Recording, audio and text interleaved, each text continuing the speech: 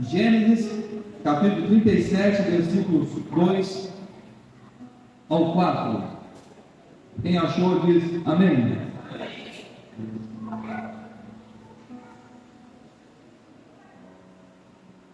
Já vamos ver.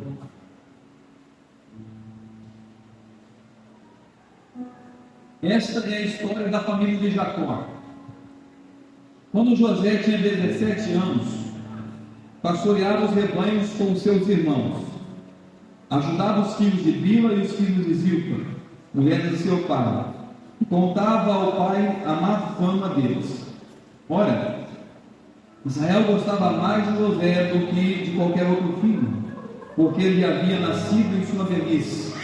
Por isso, mandou fazer para ele uma túnica longa, ou uma túnica de várias cores. Quando seus irmãos viram que o pai gostava mais dele do que de qualquer outro filho, odiaram-no e não conseguiam falar com ele amigavelmente.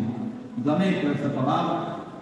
Curva sua cabeça. Pai, nós glorificamos o seu nome mais uma vez esta noite. Obrigado pelos louvores, pela sua oportunidade, está costurando ao Senhor. O Senhor possa agora ministrar nosso coração por intermédio ao Pai da sua santa e poderosa palavra. Fala com o seu povo, fala conosco, Senhor. É que nós oramos em nome de Jesus.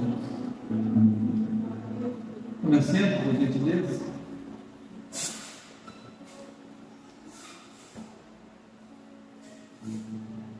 Pois bem, irmãos, lendo esse texto aqui, e eu gostaria muito da atenção dos irmãos à hora da palavra, então procura não distrair. Se você estiver cansado do trabalho, que é normal, só procure não dormir, daí você perde a mensagem. Então, não durma, ok? Amém? Se eu perceber que você está meio sonolento aí, eu vou dar uns bicos mais altos aqui, daí você acorda, me ajuda, hein? Porque eu gosto de pregar ensinando, não gosto de pregar gritando. Então, quando eu vou ensinando, você pode ficar, não, concentra na palavra de Deus, porque nós gostamos de pregar a palavra de Deus. Nós gostamos de pregar a Bíblia, a palavra de Deus. Então, eu preciso muito da sua atenção. Isso posto, irmãos, já vou ensinar vocês aqui. Deus, Ele sempre nos liderou pela sua palavra. Sempre. Deus não só liderou o povo com sinais e maravilhas. Os sinais e maravilhas aconteceu nos tempos bíblicos, acontece até hoje, mas acontece por intermédio da sua santa e poderosa palavra. Deus sempre vela e sempre velará para cumprir não a minha palavra, mas a sua palavra. Mas Deus, reforça, sempre liderou o seu povo pela sua palavra. Martinho Lutero, ele traz uma teologia bem interessante sobre essa expressão, porque desde a antiga aliança, mesmo quando a palavra ainda não era escrita, era oral, Deus de alguma maneira obrigou o seu povo que transmitisse a sua palavra, então, que era verbal, de pai para filho, de geração para geração, de forma verbal. E ele disse: falem dela ao deitar, ao acordar, nas refeições, comunica ela. E Deus é tão poderoso que a sua palavra, ela chegou até nós escrita, preservada na oral. Mas escute, Deus sempre nos liderou pela sua palavra. E eu quero ser um pastor prudente desse ministério. Eu vou liderar vocês pela palavra, não pelo que eu acho, pelo que eu penso, mas o que eu acho, o que eu penso, baseado nas escrituras, porque um povo bem cuidado é um povo que é guiado pela palavra de Deus, pela Bíblia Sagrada. Então, por isso que eu reforço a vocês, prestem atenção em cada palavra ministrada em nossos cultos e coloque ela em prática. Dá um tema para essa mensagem hoje, seria esse: José e as virtudes de um escolhido. Irmãos, nós vemos na leitura que nós lemos aqui, Jacó, já com uma idade avançada, ele tem vários filhos. Um desses filhos é José.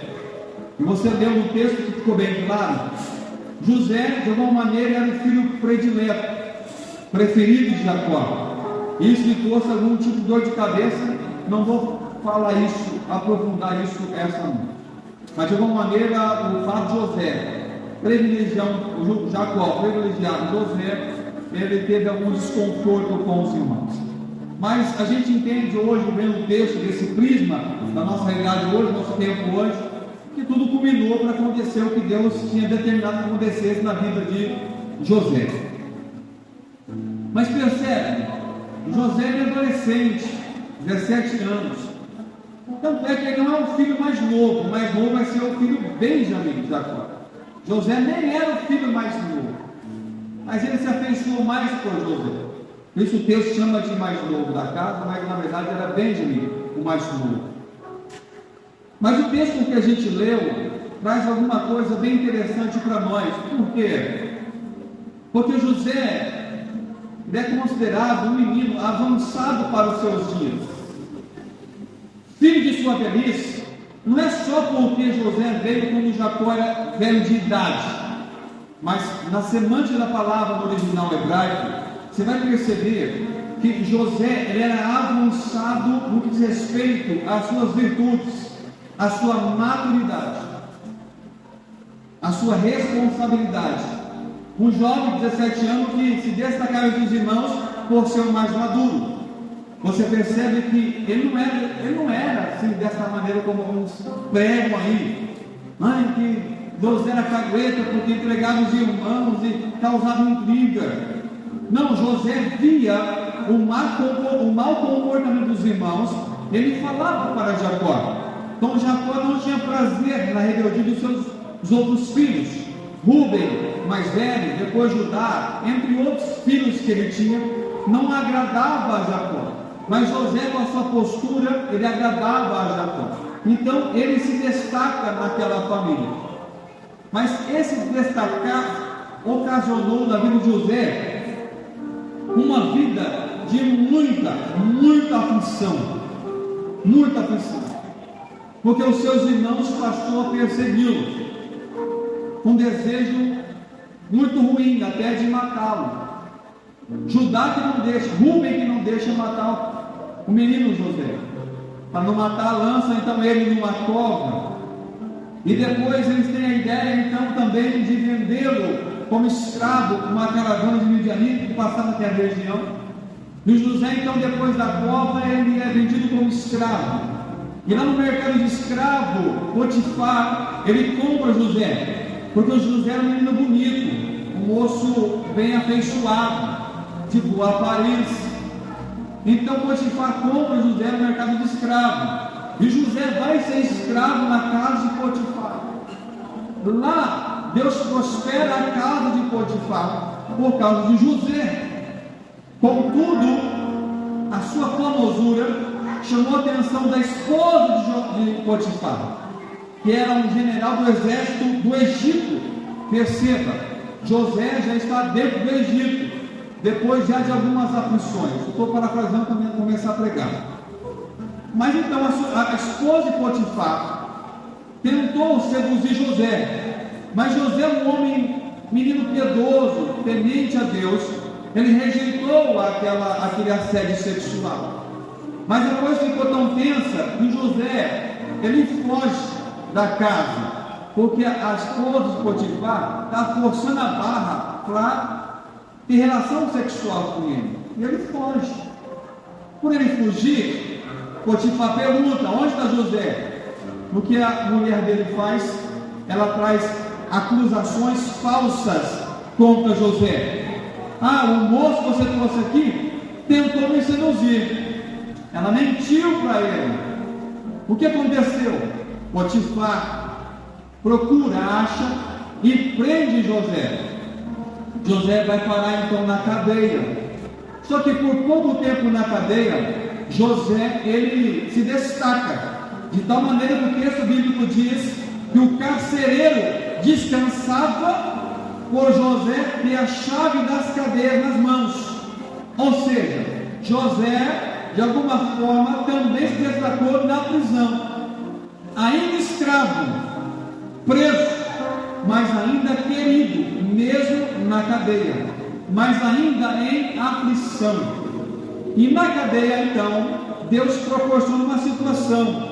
Havia na cadeia dois presos bem específicos, o copeiro-chefe e o padeiro-chefe do palácio do rei do Egito, que foi preso. Alguns comentaristas dizem que ele foi preso porque tentaram matar, ou culminou alguma coisa lá para matar o rei do Egito. E foram presos. O tempo passou, o copeiro-chefe teve um sonho, o padeiro-chefe teve um sonho, eles contaram esse sonho para José. José decifrou o sonho, e como José decifrou o sonho aconteceu.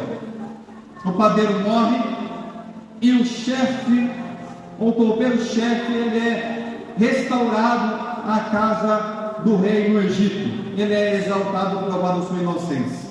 E o padeiro-chefe, ele morreu. Cumpriu a visão. Mas escute aqui, quem está comigo visão aí? Vem pra cá, quem está comigo visão aí? Ok. Dado isso, quando o copeiro-chefe foi para ser restaurado a sua posição, José chegou nele e disse: olha, quando você chegar lá, lembra de mim, fale de mim para o rei, dê um testemunho de mim.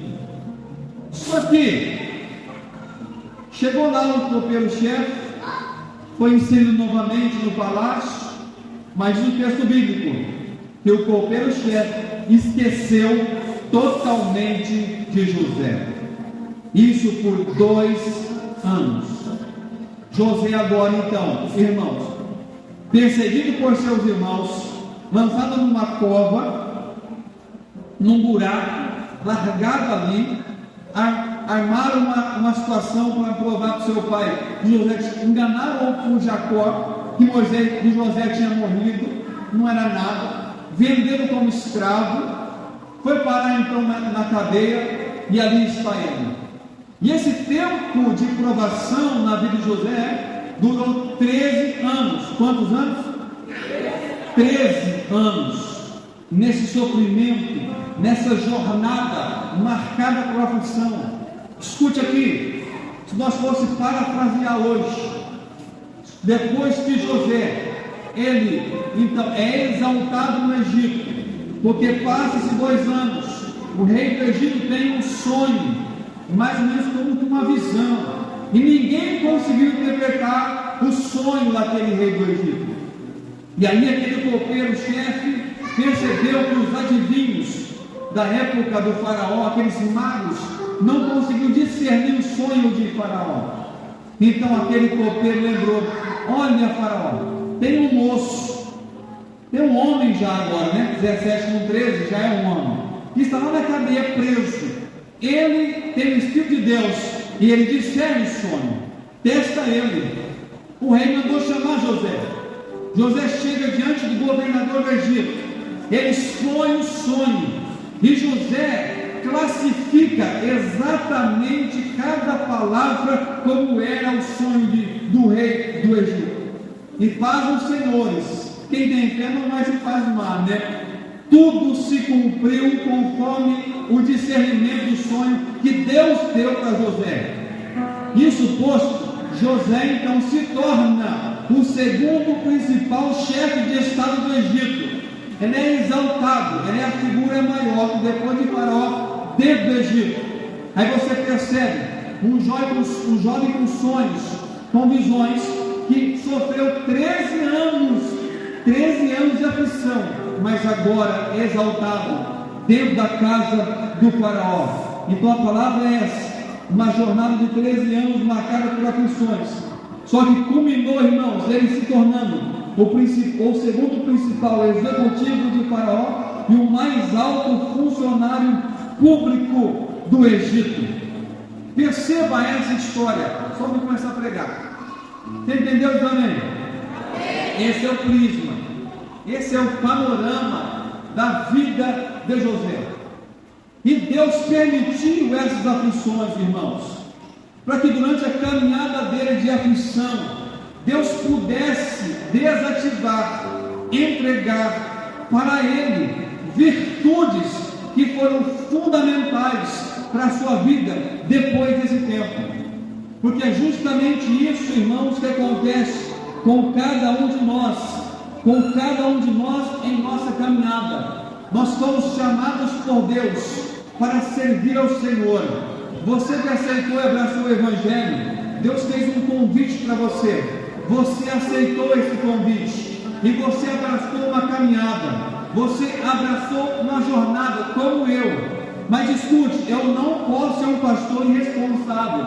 Eu preciso te alertar que durante esta caminhada pode ser que você vai passar por alguma aflição. Mas escute, toda aflição que um servo de Deus sofre é algum tipo de virtude que Deus está dando a ele para suportar o processo, para que ele possa, com essas virtudes, chegar até o final. Deus, ele faz assim, porque justamente esta é a história de José. Pastor, como? Irmãos, perceba Gênesis capítulo 49, quando Jacó vai impetrar as bênçãos sobre os filhos, vai em um, vai em outro. Quando chega em José, olha como Jacó vai dizer o que é José. Isso muitos anos depois. Diz em Gênesis 49, versículo 22: José é uma árvore frutífera à beira de uma fonte, cujos galhos passam por cima do muro. Olha que texto maravilhoso. Jacó discerne a vida, a caminhada de José como uma árvore frutífera, porque justamente, irmãos, é assim que Deus quer fazer com a gente na nossa caminhada. Ele teve essa revelação, Jacó teve esse discernimento ao falar sobre José, mas José já tinha vivido, porque de fato, em toda a provação de José, você não vai perceber, em nenhuma delas ele murmurou, em nenhuma das aflições de José ele reclamou, ele baixou a cabeça, desistiu, abandonou o Senhor. Não, em toda a aflição de José ele se manteve firme, seu caráter se manteve íntegro, ele não vacilou os seus pés, ele fugiu da aparência do mal, ele preservou sua caminhada, ele preservou a sua vida espiritual, a sua caminhada com Deus. Então lá no futuro, ele já casado com filhos, o seu pai disse: olha, o meu filho José é como a árvore plantada na beira de rio, não cesse dar fruto, e é tanto que o zelo cobre os muros. Irmãos, essa promessa que Deus tem para você, essa promessa que Deus tem para mim, a minha caminhada tem que ser próspera, nós temos que dar fruto, porque o nosso Deus ainda é um Deus que Ele está regando a nossa árvore com as suas bênçãos espirituais. Deus tem isso para você, Deus tem isso para mim. Escute, irmãos, faça a sua vida valer a pena. Não viva por viver. Faça a sua vida valer a pena. Suporte as aflições, suporte a luta. Não ceda, não desvie, não saia da presença de Deus, não abandone o Senhor, não deixe a igreja, não deixe o Senhor, não largue dessa comunhão. Por mais tentador que seja o pecado, não ceda. Deus quer que você cresça, seus filhos cresçam. E olha para você e fala: olha, meu pai é uma bênção, minha mãe é uma bênção, meu pai se esforçou, conseguiu, lutou. É o tempo que meu pai lutou por nós. Faça a sua chamada valer a pena. Não seja só mais um crente, só mais uma pessoa a mais no Evangelho. Seja um crente diferente. Como pastor, um crente fervoroso, mas não fervoroso da carne, não, fervoroso no espírito, com a alma cheia, coração quebrantado, uma alma que quando ora chora, quando canta se alegra, quando louva se alegra, uma alma cheia de Deus. É isso que Deus quer de cada um de nós. Não seremos mais uma igreja em Apucarana, seremos a igreja em Apucarana, porque prezamos essa fidelidade, prezamos esse comportamento, prezamos esse caráter verdadeiro cristão, porque somente assim a gente vai conseguir triunfar, meus irmãos, sobre as aflições. Mas em tudo nós teremos a nossa recompensa. Você acha de verdade que Deus está alheio aos seus problemas, às suas dores? Não está. Não. Deus está contemplando você dia após dia, hora após hora, porque tem gente sofrendo e Deus está cuidando de cada um deles, mas Ele precisa muitas vezes que a gente se posicione para ser na vida de alguém uma bênção. Nós temos que gerar e dar fruto. Olha, escute aqui, olha para mim. Eu quero que passe os anos, eu fico muito velhinho com a minha esposa em casa, mas eu quero olhar para trás e ver uma igreja que Deus me deu para pastorear, com milhares de salvos nela. Eu quero ser alguém que, quando ficar velho na minha casa, eu quero ver a minha filha servindo ao Senhor com o esposo dela, com seus filhos. Eu quero ver o Paulinho casado, servindo ao Senhor na igreja, sendo um pastor na casa de Deus. Aí eu vou olhar para ele e falar assim: olha, está vendo? Lembra aquela coisa que você pregou? Então, cumpriu hoje. Olha para trás, tem muitos frutos que você deu. Mas eu vou olhar para trás e vou ver, irmão, muita dor, muito sofrimento. Ó, se eu for falar para você que as dores que eu passei até hoje, você ia chorar comigo aqui. Mas é só mais uma aflição, porque todas passam e todas passarão, mas nós temos que vencer sobre todas, porque cada aflição que você vence é uma virtude que Deus dá para você. Paciência, amor, carinho, santidade, seja qual for a virtude, cada provação tem uma virtude que vai despertar na sua vida. Você pode receber, fala amém. Porque é assim que funciona. Aí, o pastor, mas se começou a igreja agora está pegando pesado? Não pesado não. Eu sou pastor, né? Pode empregar. Porque se você viver assim, você vai ser muito feliz. Agora, as bênçãos, irmãos, que José recebeu por suportar as aflições são tremendas. Essa é só uma, mas nós temos a Gênesis 49:23, a competição contra os inimigos, ele venceu todas. Gênesis 49:24-25, ele invocou a ajuda do Senhor e Deus lhe deu ajuda na sua caminhada. Deus abençoou, irmãos, a José tremendamente. Gênesis 49, ele já está de idade avançada, mas ele tem uma história para contar, uma história de aflição. Esse José é para nós um testemunho, porque a caminhada dele lembra muito a nossa, viu? Lembra muito a nossa, porque na verdade nós temos que morrer para nós mesmos, e isso é um esforço de vocês, de cada um de nós.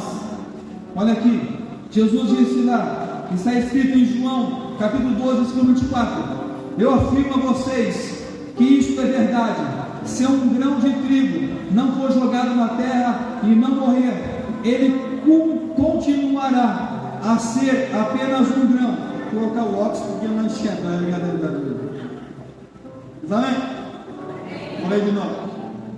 João capítulo 12, versículo 24: eu afirmo a vocês que isto é verdade, se um grão de trigo não for jogado na terra e não morrer, ele continuará a ser apenas um grão, mas se morrer, dará muito fruto. Esta palavra, irmãos, é para os discípulos. Então, na história de José, vemos algo de Cristo, que primeiro foi humilhado e depois exaltado. Mateus Henry, que é um comentarista que eu gosto muito, diz assim, também mostra a sorte dos cristãos através de muitas tribulações, entrar no reino. Então, esse testemunho de José é para nós. Escute aqui, irmãos. Na história de José tem muito de Cristo em nós.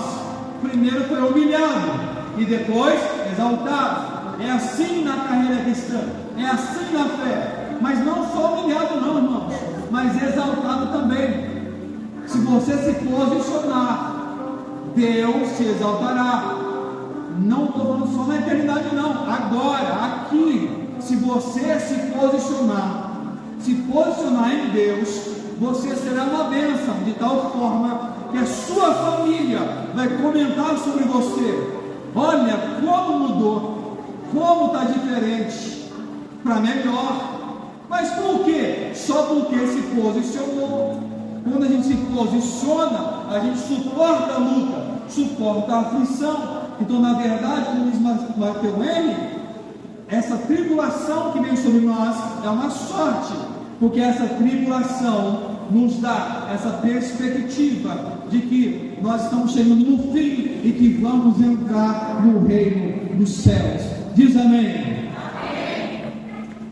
Então, irmãos, essas virtudes, elas chegam até nós e precisam chegar. Estou partindo para encerrar.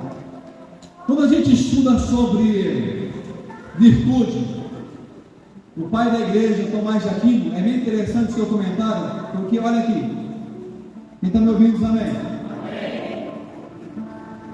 Existem as virtudes cardeais para Tomás de Aquino e as virtudes humanas comuns. As virtudes cardeais, elas são prudência, justiça, fortaleza, temperança, são virtudes cardeais. Agora olha aqui, tem virtude que são humanas, cada um de nós, que é qual? Comum. Respeitar o pai e a mãe, sim ou não? Uma virtude comum, né? Amar o próximo, querer o bem da pessoa, fazer o bem para a pessoa, são virtudes humanas que cada um de nós temos que praticar. Não precisa de um anjo aparecer, respeite os seus pais, honra seu esposo. É uma questão de moral, uma virtude humana nossa. Só que tem as virtudes espirituais que Tomás de Aquino chama de virtudes infusas. O que é uma virtude infusa? É aquela que é retirada, que na prova ela sai. E é justamente isso que Cristo faz com a gente. O que é uma infusão? Infusão, aqui muitas mães, aqui, né? Os homens já é mais relaxadão disso aí, né? Mas muitas mães, e aí as antigas principalmente, as novas deixam morrer as plantas, né? Essa é verdade. Minha mulher está aí? Não, né? Ixi, alô, né? As mais novas deixam morrer as plantas, né? Brincadeira, né? Mas as mais antigas, pegar, por exemplo, assim, aquelas ervas que fervem e saem um remédio, sim ou não? Quem é que pode me ajudar aí? Uma planta que você ferve e sai um remédio? Ninguém? A muda deixa eu depois, porque a muda vai alecrim. Alecrim, entre outras coisas, que você ferve, faz um chá, sim ou não? Aquela gripe forte lá, né? Que ferve com alho, isso, eu não vai, eu vomito, em casa é um remédio mesmo. Mas tem gente que ferve aquela planta para sair aquela essência que cura. A infusão é isso. Deus às vezes ele ferve você para ver se sai remédio para os outros. Está entendendo, senhor? Não?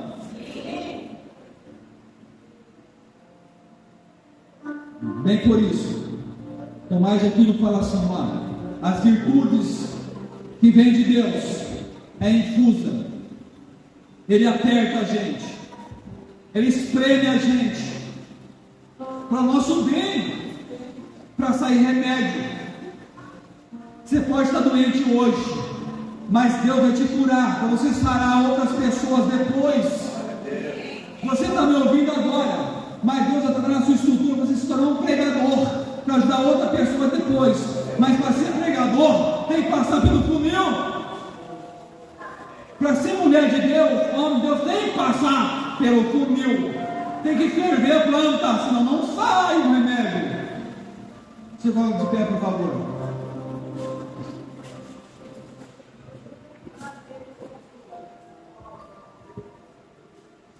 As provações vêm, e às vezes Deus não priva a gente das aflições.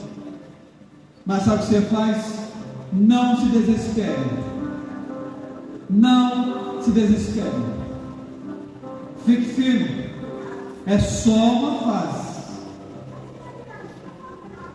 Pode ser que Deus está espremendo você para sair remédio daí, para sair virtude daí.